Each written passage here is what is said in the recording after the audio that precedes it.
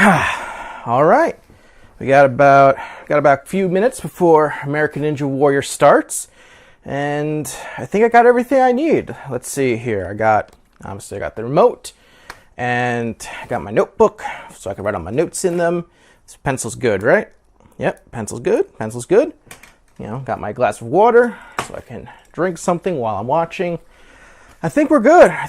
I'm really hopeful that Stage 2 is going to be good this year. I've had a few problems in the past few years with how they handled it, making it too overly difficult with, ridiculously large cliché obstacles like Wingnut Alley and Deja Vu being so tricky and pumpy. Plus these ridiculously long time limits, 4 minutes, 4.5 minutes. It's been a while since Stage 2's had like a decent clear rate, so I hope these new changes that I've been hearing about just really pay off. But, one can only hope. Oh, that reminds me. There actually is one more thing that I need. Just in case things do go sour, I'm going to need this bad boy. As you can see, the past couple of years, I've consumed quite a bit during Stage 2. I hope this is enough. If things go really sour, it probably won't be. Whew.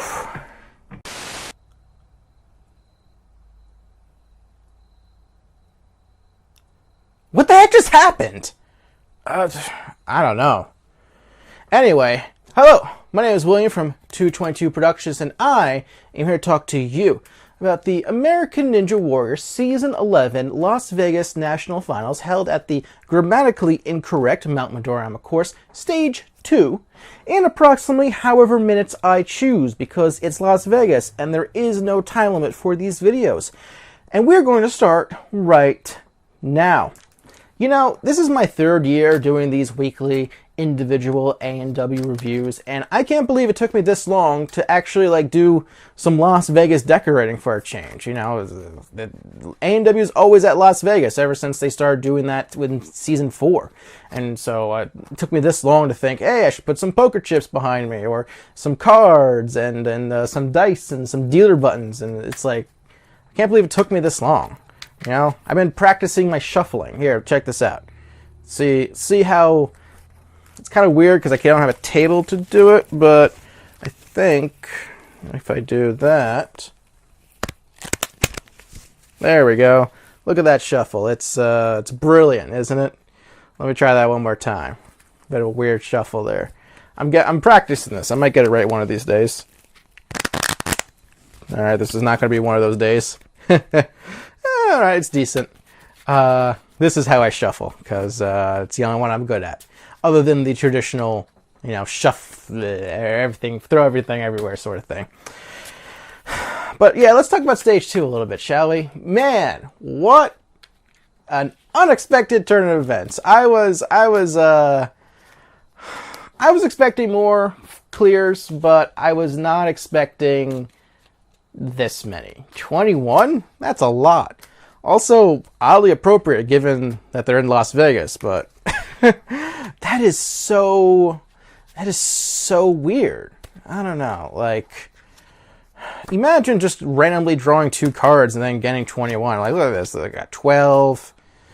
I got 20. Unless this is an ace, I'm busting. Wow. Look at that. I actually got 21. Huh. What do you know?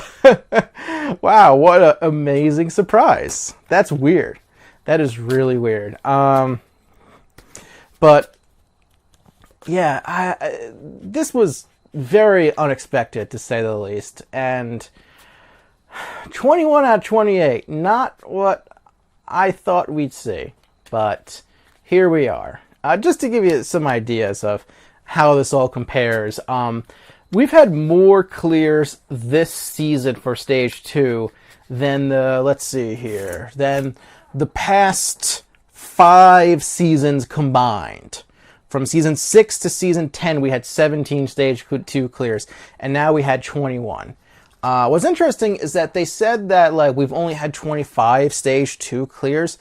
which is weird because that's only Las Vegas. I kind of did the math, and it's like, yeah, that's only Las Vegas. That doesn't include Japan, the first 3 seasons, which technically are part of A&W, so it's bizarre that they didn't include those. That actually increases the number by a little bit, but that's weird.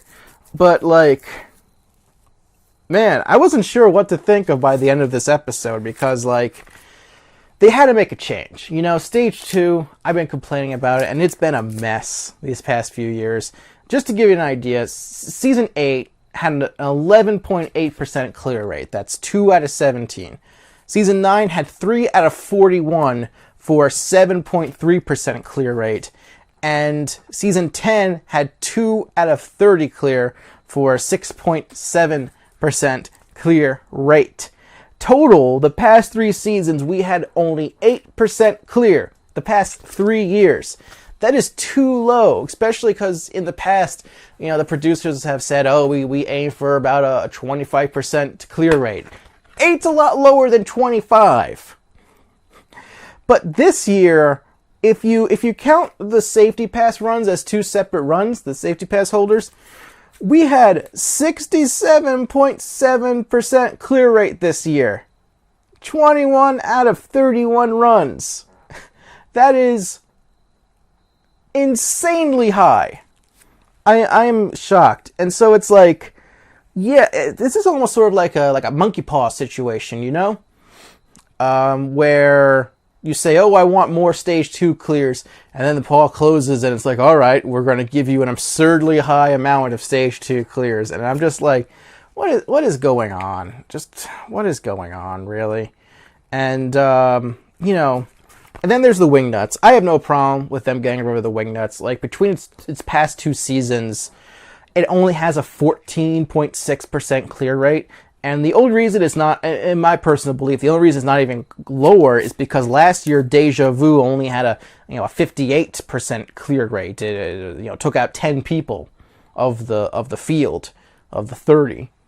That's a third of the field failed just the Deja Vu. And so I honestly believe that the Wingnut Alley would have a lower clear rate. And just, like, honestly, last year you had my problem with Stage 2 is that it has just been getting slower and slower. You have all these upper body draining obstacles in Stage 2. A 4.5 minute time limit is absurd.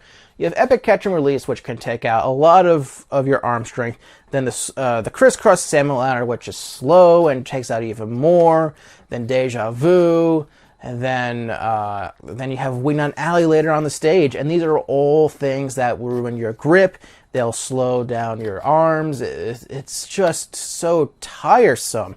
It's such a huge endurance test. And, it's weird. And I've often complained about how, the time limit has been too high with Stage 2, but they lowered it. I have something to say about the I have something to say about the time limit this time around. We'll get to that in a little bit in more ways than one, but let's talk about the actual course so far, shall we? So, in total, we had 6 obstacles as usual. First up was Walk the Plank, a giant version of Walk the Plank. Walk the Plank, I like it as a first obstacle. It's fast. I think that's something that's been missing for quite a long time.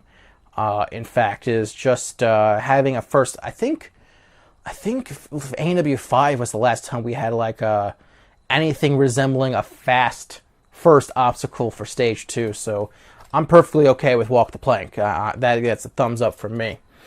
And then we have the extension ladder. So I have no problem with them nerfing the salmon ladder, because honestly, the crisscross part is kind of boring. I don't like them pausing, turning around, jumping, and pausing, turning around, jumping. So the way it works, once it's a double salmon ladder. It's basically gone back to double salmon ladder. You go up one side and then transfer to the other, except the second ladder only has 2 rungs. What's a little lame about it is that Eisman was like, oh, it gets, the gaps get larger as you go, which is cool and all. But, it starts out at 12 inches, and they're like, oh, it gets higher to 14 inches. And I'm just like, that's nothing. That is basically nothing when it comes to the difference. And then the two rungs on the second side are 16 inches apart, but that becomes so, like, negligible because most people, when they do the transfer, they go to the top rung, so they didn't even have to do it. Like, if it was up to me, I would make it so that on the first side, the rung distances get higher and higher.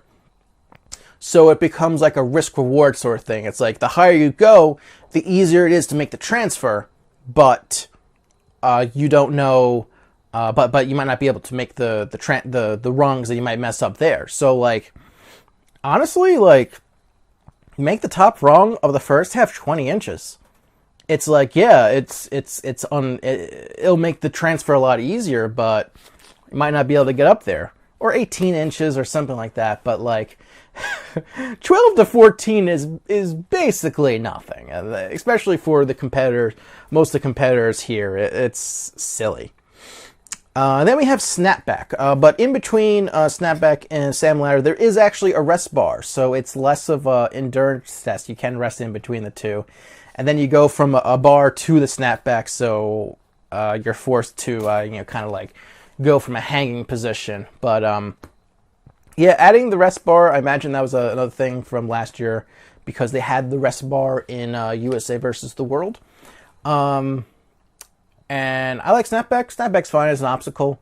One thing that is interesting is that during one of the competitors' runs, Matt Eisman made a comment that was along the lines of these ninjas they don't get to practice the snapback, which is technically not true.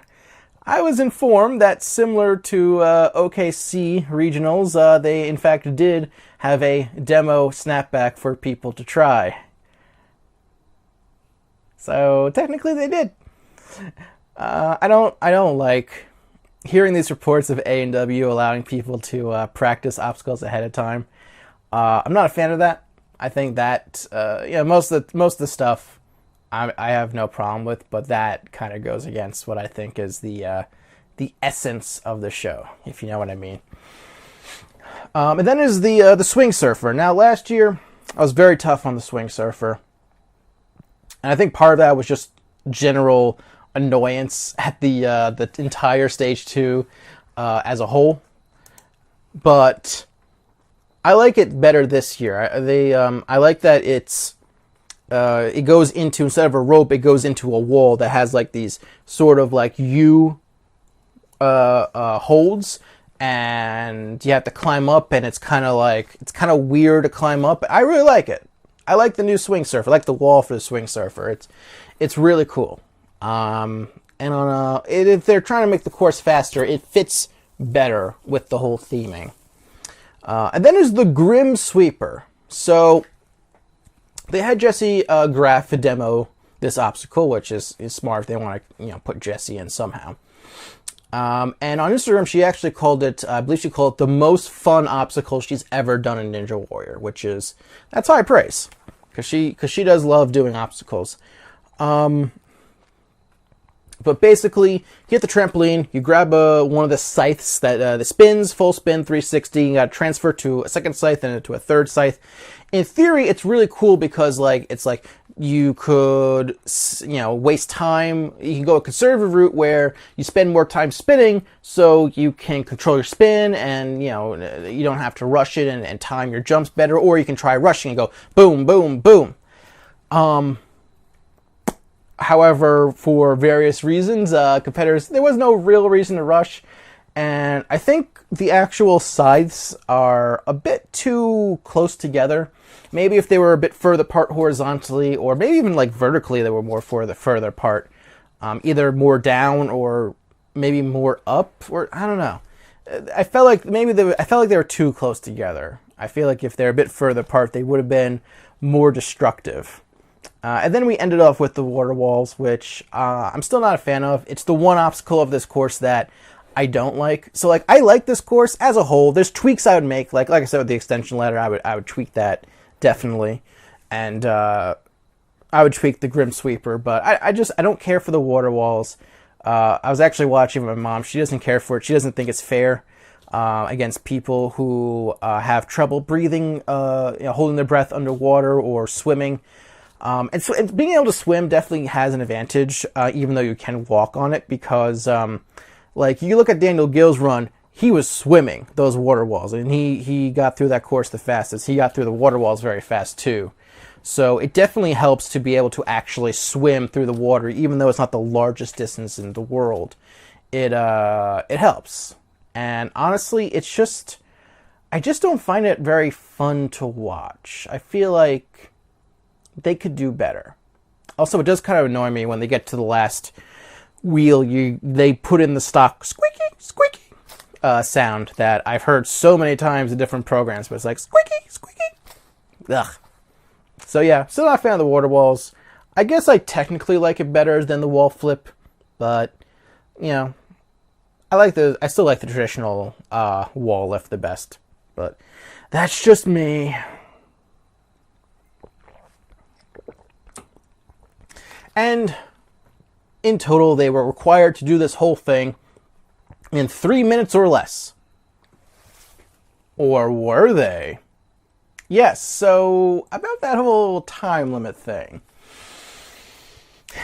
So I was told by people who were there, including people who I would consider very reliable sources, that despite what they said on TV, the time limit wasn't actually 3 minutes. It was, in fact, 3 minutes, 30 seconds. And what they did was they cut, they edited the show to make it seem like the time limit was lower to begin with, and then they sort of fudged the numbers as the competitors were running, until they got to the end, where the amount of time left when they hit the buzzer, to what I was told, was indeed accurate. So when you're looking at the clock, the only time the clock is truly accurate is at the end of the course when they hit the buzzer. That is what I've been told. It's funny, it's interesting because there was a post on Twitter that someone pointed out that during Tyler Smith's run, he actually magically gains time because the editors messed up. Which, I don't know, I'm thinking about how I would edit A&W, and I wouldn't make that mistake. But then again, I guess when you're may have to make up time in terms of how much time is actually left, when you have to magically shave off 30 seconds from a run, for every run actually you have to shave off 30 seconds, it becomes a little bit challenged, and mistakes can be made. So that's if you're one of those people who noticed that, that's why. It was actually 3.5 minutes. If it was actually 3 minutes, if everyone ran at the same pace that they ran with 3:30, we would have had 10 clears. Now that's you can't say for sure, 11 of those 21 clears would have failed. Because you don't know, because they were running based on having a 3:30 time limit. Like for example, Hunter Garrard and Chris DeGangi, they would have, they were only 2 seconds off of a 3 minute pace. Obviously, they could have cleared.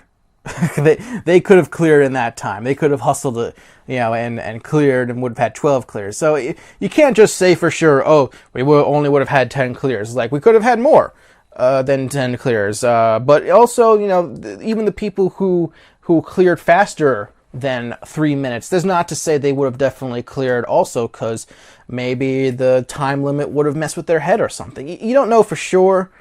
I guarantee you it would have been less than 21. But, man, they needed to shave at least 30 seconds off, maybe even more. It was too much time. And to the ninjas' credits, I do think that the field has generally gotten better, also. I think that's kind of the tricky thing, is that you're trying to, I've always said that time limit is the hardest thing to get right on a Ninja Warrior course, because it can affect the results so drastically in terms of a number of clears. Because if it's too short, you can have so few clears, but if it's too long, you can have so many clears, and it's a balancing act. It's in my opinion, the hardest part of a Zion Ninja Warrior course. And when it comes to stage 2, the American Ninja Warrior staff has never really been tested in seeing if they've ever picked a good time limit. Because, think about it for a second. Season 10, Najee Richardson timing out on stage 2 was the first time anyone's ever timed out on stage 2 officially. I want to say officially. I don't want to see anyone trying to correct me in the comments. I know what you're thinking of. I'm talking about officially on TV, so don't give me that. And if you don't know what I'm talking about, don't worry about it. So, and really, when you think about Najee's run, the only reason he even timed out in the first place is because he was having an asthma attack in the water walls. So, I barely even count that, but technically you have to. So, they've never really been tested because people just fail stage 2 because the freaking courses was too hard, regardless of how much time they had left. But like, even in the past few years, you have people kind of strolling through with no problem. The only time we've ever really been close is, I guess, Drew in season 8, but like he had it timed out. It was very weird. That was weird. But like,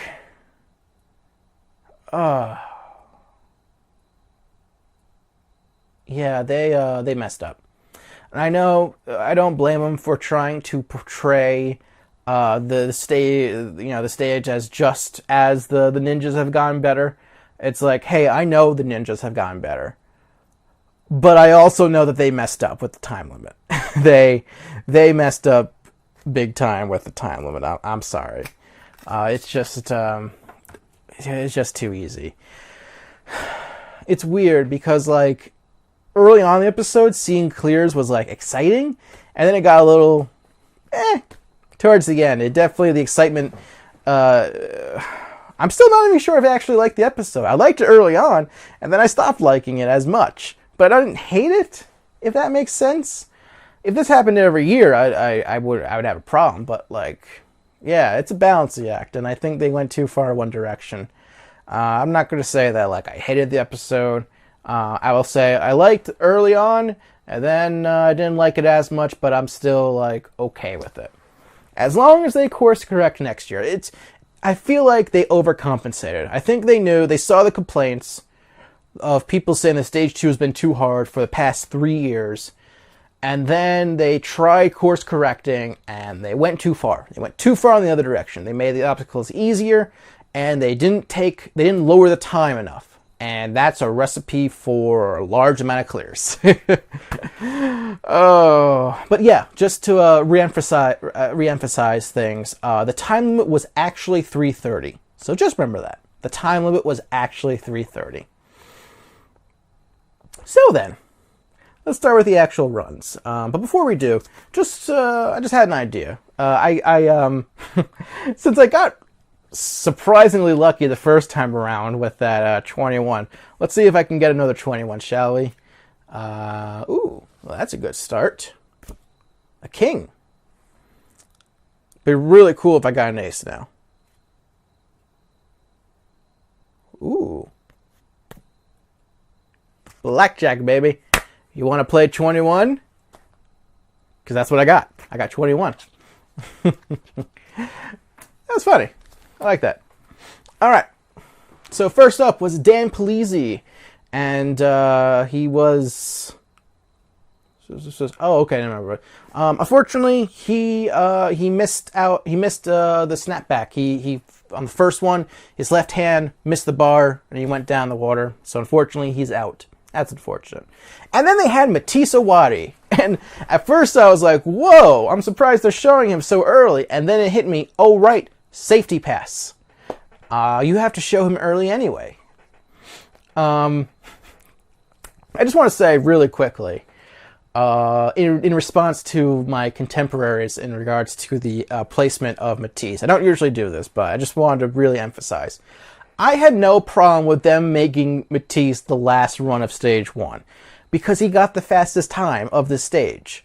And for years now, they've been putting the fastest time of stage 1 last. I don't remember if they did it for A&W 7, but I know for A&W 8, they put Jake Murray last because he was the fastest time. In A&W 9, they put Drew Dreshel last because he was the fastest timer of the night. In A&W 10, they put Jake Murray again because he was the fastest run of the night. And so, I keep saying of the night. Technically, it is of the night, but of the stage. And then Matisse Awadi got the fastest time this year, so they put him last. And then they did the same thing for stage 2 this year.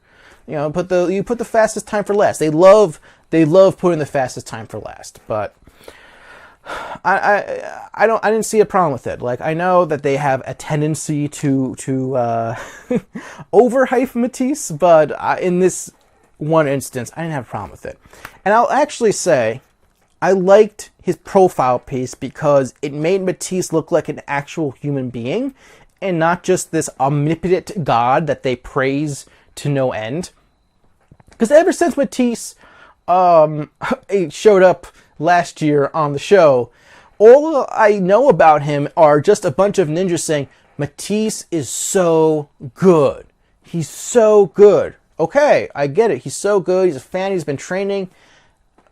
Tell me anything else about him.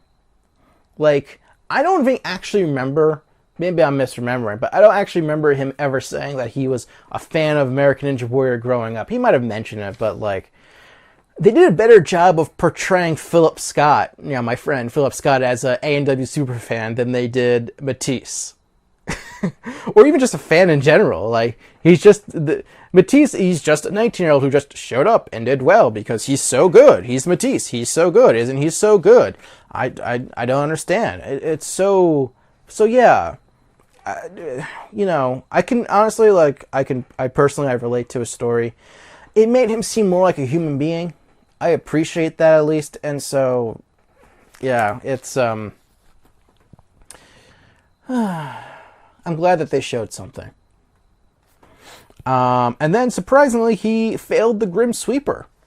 He tried going hand in hand, but, like, he held on the second one for too long, and the first one started to get away, and he just sort of slipped off, and he went in the water. It was surprising. Kind of surprising, because I kind of figured he was failing because of the placement, but it's still surprising, I imagine, if you were there at the filming.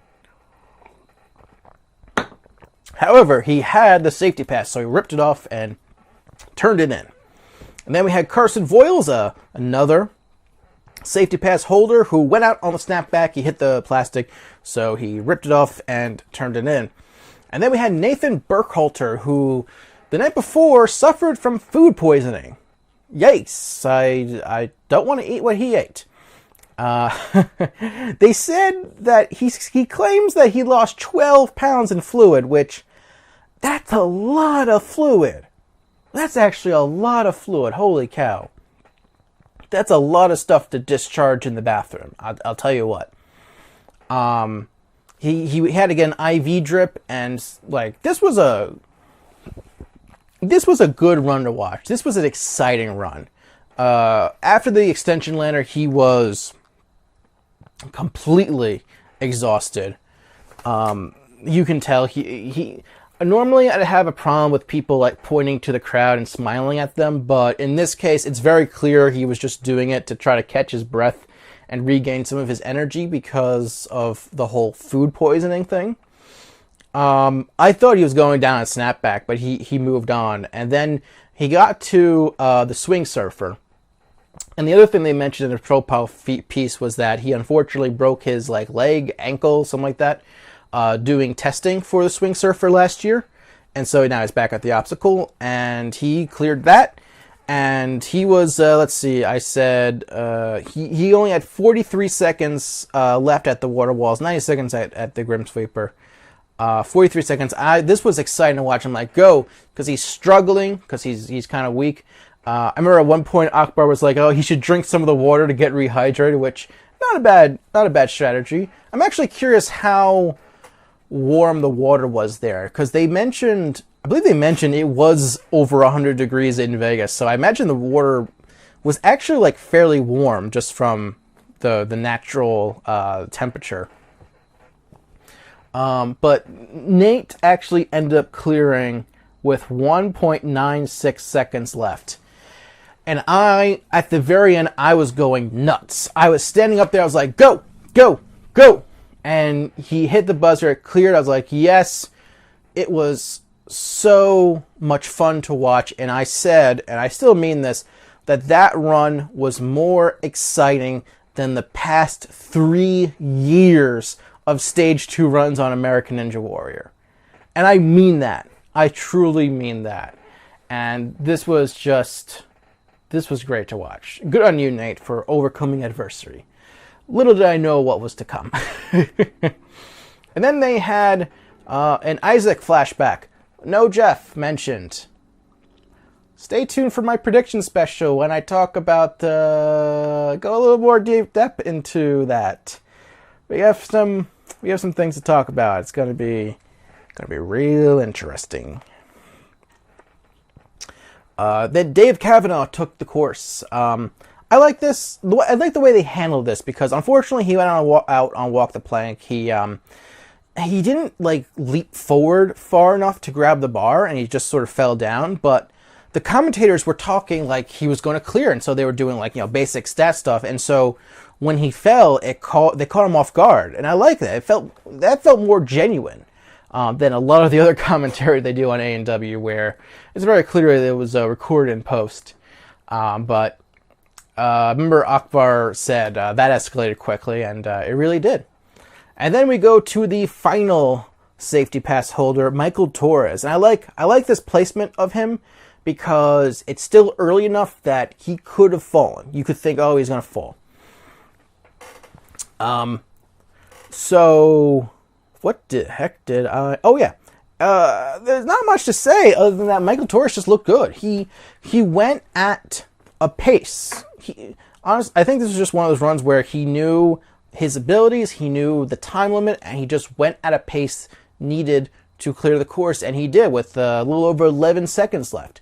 And Michael Torres has the ultimate bragging rights over the other 5 safety pass holders because he is the only one to reach stage 3 without needing to use the safety pass. Hopefully he gets to keep it, and I don't know if they'll do it, but it would be funny if he's allowed to carry it over to the next season and be allowed to redo stage 1 or stage 2. Actually, you could even argue maybe he'd be allowed to redo qualifiers or finals in order to avoid elimination. That'd be funny if he could do that. I highly doubt it because it would be a rule just for him. But it would be neat. In fast forwards, Alex Blick failed the swing surfer, and then Lucas Rielli cleared the course, and it's like, yay, I'm sorry I didn't pick you to move on to stage 3, but I had no idea all this was going to happen. I was so happy, I feel a little bad, I was so happy to see Lucas clear. It was also a bit curious when I saw them fast forward to clear. I'm like, uh-oh, how many clears are we getting? But I wasn't full panic mode just yet. So this was his... wow, I forgot to say the name. So next up was Flip Rodriguez. This is his 6th time on the course, on stage 2 course, which does include his 1 appearance in Japan, which is weird because, like I said before, they mentioned the 25 attempts at stage 2 prior to the season, which doesn't include the Japan. And then later on, when they're talking about Ryan Stratis, they say this is his first time making it to stage 3 in Vegas, which is a weird qualifier because, like, he made it to stage 3 in A&W 3, which was, when they still went to Japan. And I think it'd be much more of an interesting stat for them to say, Ryan Stratis makes it to stage 3 for the first time in 8 years.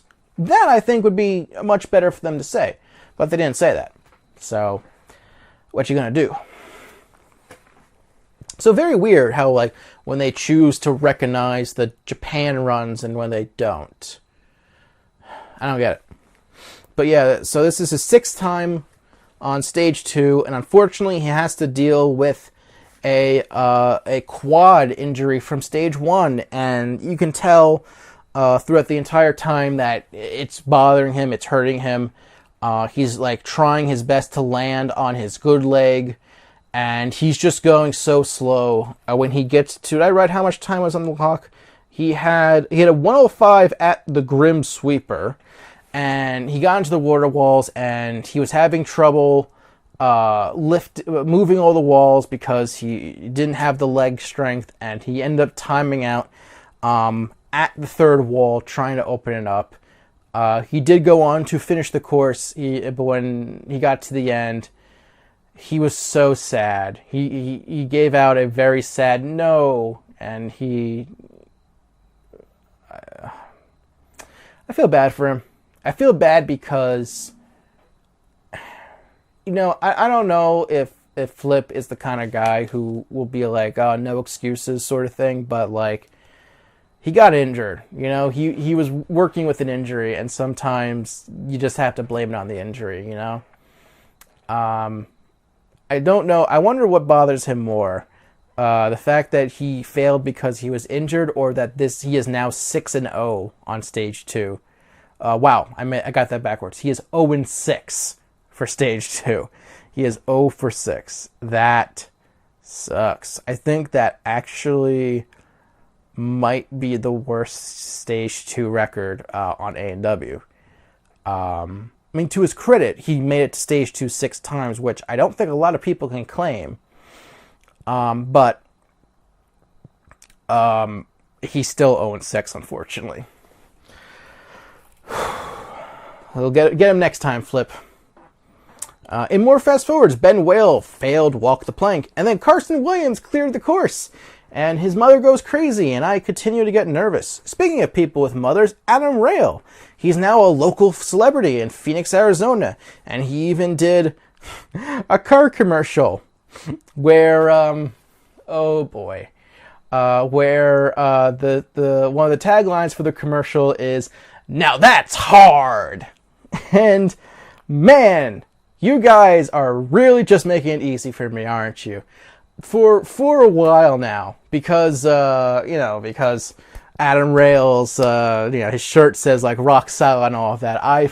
I've made jokes about his region down here, but now we're just straight up saying, "Now that's hard." I guess that's just what his girlfriend says to him in bed also. Or boyfriend, I don't know. I'm assuming girlfriend. I'm guessing, because statistics. But like, oh man. Now that's hard. Hey baby, now that's hard. Oh, I love that. Give me some. Now that's hard. Oh, that's what to say about his penis. Oh man. Oh goodness me. Oh, I'm so sorry. I hope if Adam ever sees this, I hope he doesn't get angry. That, I don't know. At the same time, I'm complimenting him. It's technically a compliment. Oh, now that's hard. Alright, long story short, Adam Rail looked good on the course. He looked good on the course. There was an interesting part where he's swinging on the Grim Sweeper, and he's lifting his leg, and for some reason Matten's like, oh, he's lifting his leg to control the speed of the Grim Sweeper, and I'm just like, no, I'm pretty sure he's just trying to avoid hitting the second scythe. I think that's literally all he's doing, because other people did it too. He ended up clearing with 30.8 seconds left. And he did a one hand on the ground, one hand on the buzzer, hitting of the buzzer handstand. Looked really good. Adam Rail, they say he's one of the favorites, and in terms of editing, he still has a decent shot. We'll talk about it in a prediction special, but he is technically someone who could go all the way. You never know. You never know. All right. So to distract myself a little bit from all these jokes that I just made, because I can't stop thinking about Adam Rail's penis. Let's do some more. Let's play another game of Blackjacks. All right. So you want to play 21? Let's see what I get here. All right. This card is a 5. All right. Next card up. Ooh. is another 5. Oh man, if I get another ace, that's a perfect 21 right there. Let's see. Oh, no. It's a 6. Alright. So, if it's higher than a 5, I bust. I don't want that. I don't want to go higher than a 5. Let's see. And it is... Oh. Nice. That's 21. I win again. This has been working out for me pretty well. I just realized I've been holding them backwards compared to where the numbers are. There you go. Now that works better. 6, what was it? 5565. There we go. Now you can actually see the numbers correctly. It's a good thing I was doing the reveal earlier, otherwise you would have just taken my word. But yeah, another 21. Go me. Anyway, in more fast forwards, Chris DeGangi cleared the course, Kevin Carbone cleared the course, and Tyler Gillette cleared the course. And it was at this moment that I realized, oh my god, we are going to have around 20 clears, aren't we? That was the moment where it hit me, that was what was about to happen. And that's exactly what happened. And, oh god, how much time do I have left? Alright, sorry. I had to look at my battery time, because that was making me nervous. Chris DeGangi, Jesse was on the sidelines looking very proud of her man. Good for him. He's been around for a long time. I'm glad to see him do it. And next up was Grant McCartney, who was looking for a girlfriend.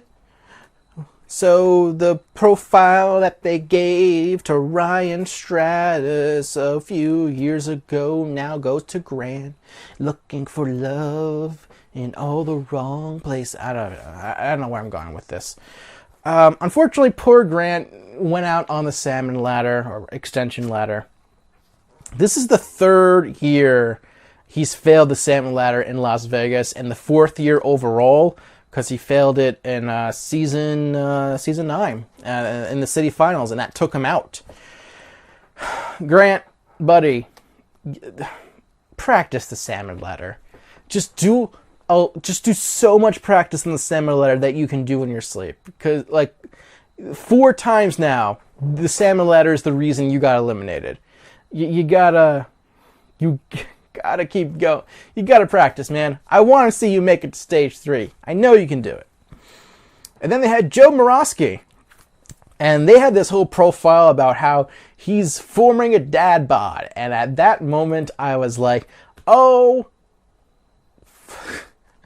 I can't even say it. He's standing in the mirror, and he's like holding his stomach, and he's looking at his really really crappily edited footage of him, from older seasons, and I'm just like, go yourself. And that's predicted at the show, not Joe. It's like, are you kidding me? I'd kill to have Joe's body. It's not like Joe was ever, like, with all due respect, he was never like a super risk muscular guy anyway. I don't remember if I've ever seen Joe with his shirt off on the show. Maybe he had, but he's always had a shirt on. It's not like he's Adam Rail or Grant McCartney, where it's like, I feel like I can cut a diamond with their muscles, especially Adam. Oh jeez. Oh man, I just keep saying nice things about Adam.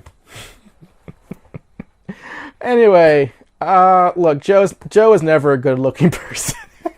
I'm sorry. That's a joke, Joe. That's a joke. I don't mean that. I don't mean that at all. You're a good-looking man.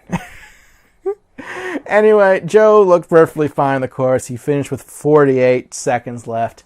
The only time I was a little worried was on the Grim Sweeper. The landing, when he was dismounting the platform, the obstacle was a little worrisome in my personal opinion. But he looked good on the course. Moving on to stage 3. He's back in stage 3. In more fast forwards, Ethan Swanson, clear the course. RJ Roman, clear the course. Carson Voiles, clear the course. redeeming his safety pass correctly. And RJ Roman really emphasized that the time limit was too long, because at one point he's cheering the crowd to do shred that course instead of running it, and he still finished with like 12 seconds left. And it's just like, come on, guys. First off, RJ, I believe you do watch these.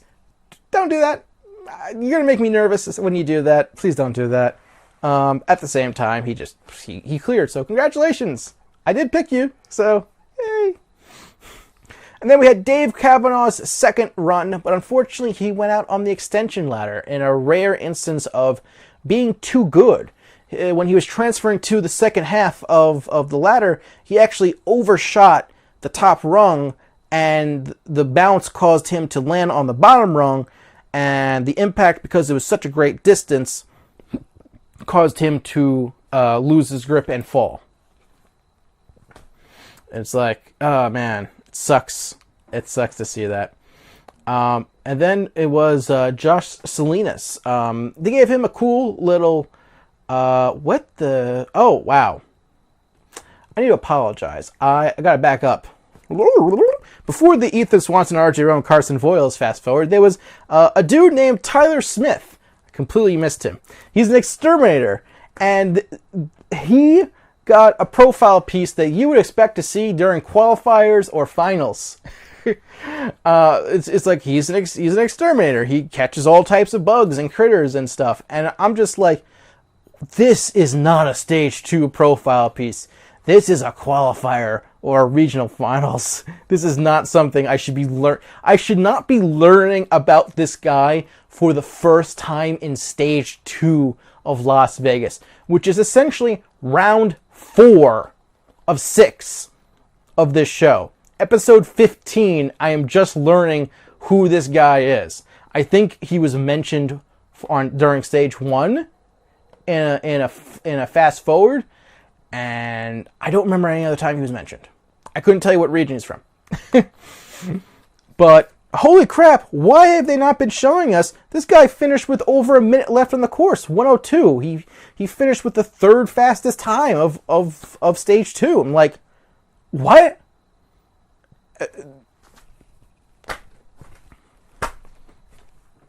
I don't get it. I don't get these people. I don't get the way they edit sometimes. Would have been a perfect time to see him in stage 1. And it's like, I don't get it. I don't get it. Anyway, fast forward. Josh Salinas. He lost his wedding ring at his wedding reception. Was held at a beach, and then they went into the water with the inflatable stuff. And they jumped off of them. He lost the water within 10 minutes after getting married. Fortunately, he was able to find it.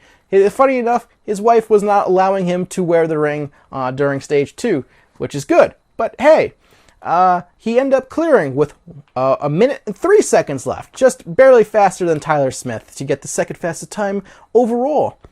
Then they did a fast forward Ryan Stratus, which they weaved into an OG profile piece.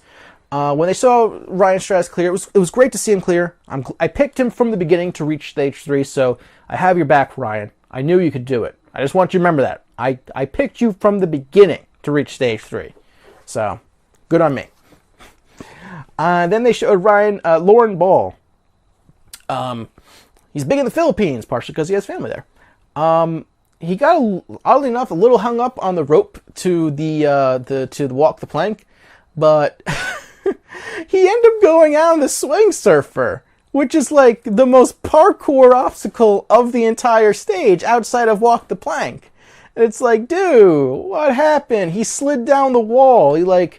I don't know if he just couldn't get his balance right, but oh, that broke my heart. I wanted to see Lauren Ball on stage 3. Also, how cruel. You give me, you montage your Ryan Stratus as a clear, and then you give me Lauren Ball because he failed. And the only reason they showed his full run is because there was only 7 fails this entire episode. They had to throw a few of them in. Actually, no, it's technically not 7. It's 10 fails. But 7 people didn't move on. And then they re-showed Matisse Awadi, who appeared way more tense and moved a lot more slower through the course.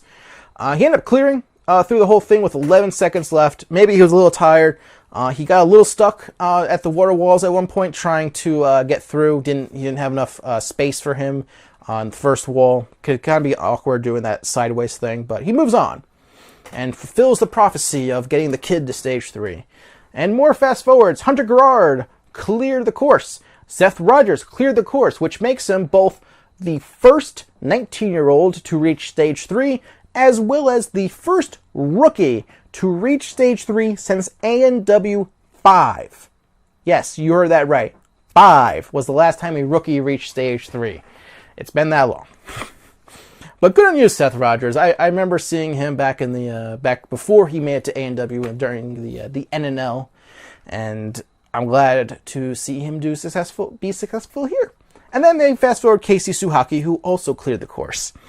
Then next up was Drew Dreschel, and this was a weird profile piece because they talked about his intense ninja training, how he goes to bed at like 7 a.m., wakes up at 3 p.m., something like that.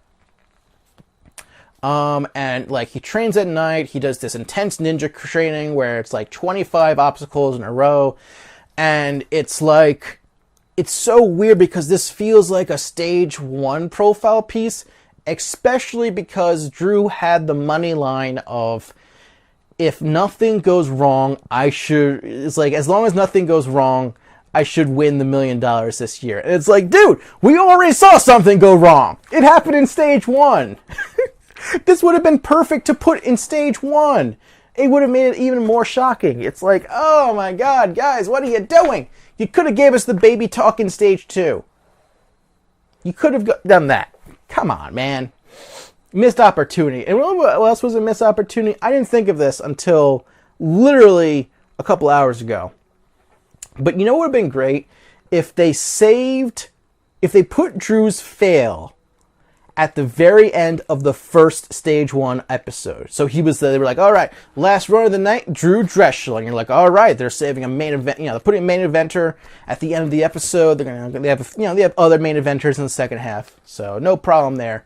And then he fails. And they say, tune in next week to see if Drew can clear the course. They should have done that. Oh my God. That would have been great. That would have been shocking. And it would have broken the cycle of predictability that A&W has sometimes with their editing. There was in Snapback, he was doing this like weird twisting swinging, and it like, I'm sitting there, I'm watching, I'm just like, what the hell is he doing? Like, what is he doing? And like, it didn't look like it helped him because like his feet was hitting the stuff behind him. It's like, just do a normal lache.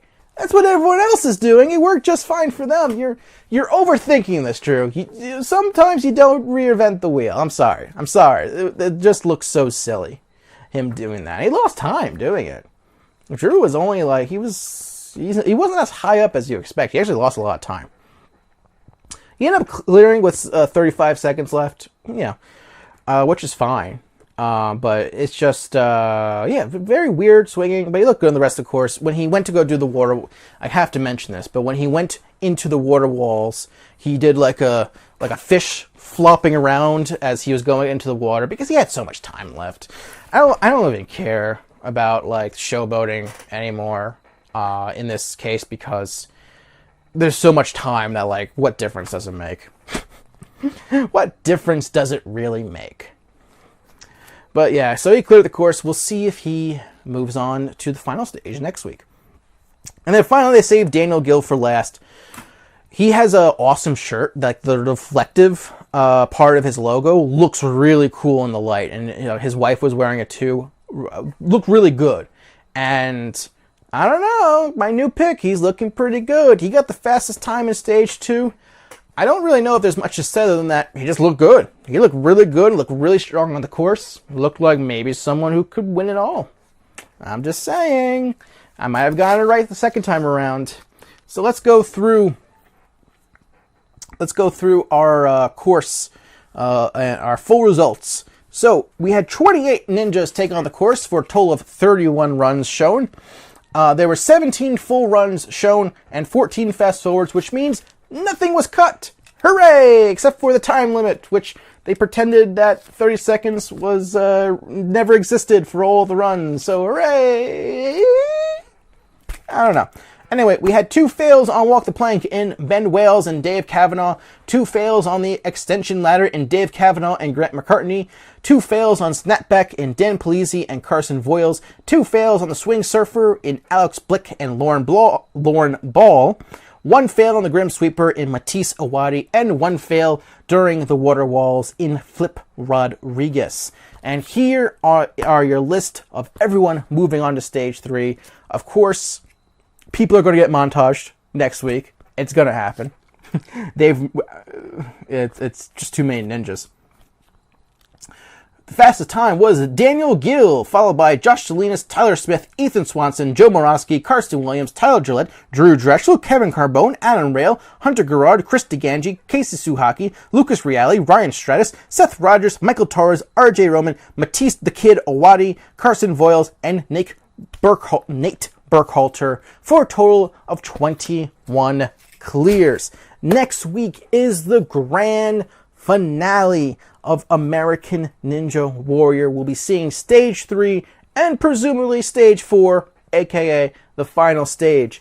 I'm interested in seeing what happens. You know what? Even though 21 I think is too much, for comparison, the highest number of clears for stage 2 in a single tournament for Sasuke was 11.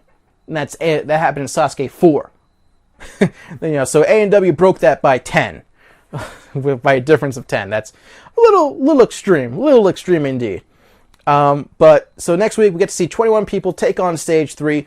Obviously people will be montaged, but I think the one good thing that will come out of this is that it will give audience members to see how truly difficult stage 3 is, because with only getting to see a handful of runs the past few years, either 2 or 3 runs during the normal season, not including, All-Stars or USA versus the World, I feel like audiences didn't get a true ability to see how difficult some of the obstacles are. Like, I feel like On Guard was vastly underappreciated for its difficulty because Sean and Drew made it look so good.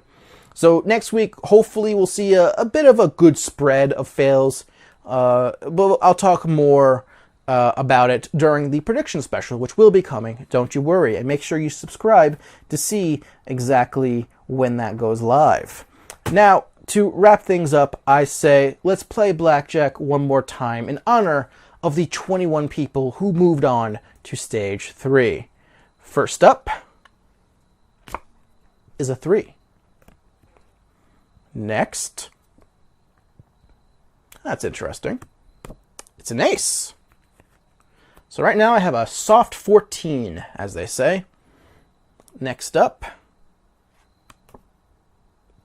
is an 8. So now I have a 12.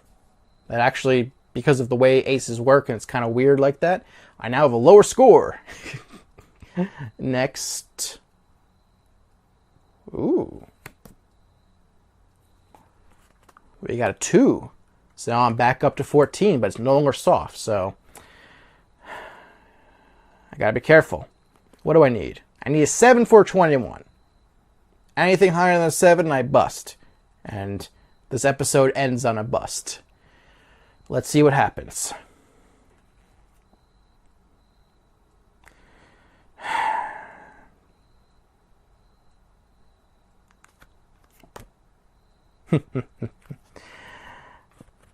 Remember, everyone, the house always wins. And this is my house. I'll see you all next week. Later.